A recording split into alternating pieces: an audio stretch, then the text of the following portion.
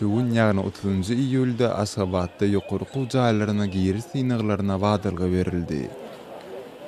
Egzaminleri ilki bilen ýurdun Balkan vilayetinden gelen abiturientler tapşyryp başladylar. Gepin gerdisi gelende aýtdyk, Asabatda ýokurky jaýlaryna girýänler üçin döwlet synaglary vilayetler boýunça geçirilýär. Ýagny her vilayetin we Asabatyň abiturientleri synaglary aýry-aýry wagtlarda tapşyrýarlar. Ýokary okuw jaýlarynyň howlularynda synaga gelen abiturientler bilen bir hatarda olaryň hosarlaryny hem görmek bolýar. Bu synaýan görünüşleriňizde Türkmen Döwlet Lukmançylyk Üniversitetine girecek bolan abiturientler Medinstitutyň köni binasynda öz nowatlaryna garaşýarlar. Suýulky giriş synaglarynda hem geçen ýylkylar ýaly egzamin alynýan auditoriýalarda ýürüti video kameralar goýulypdyr.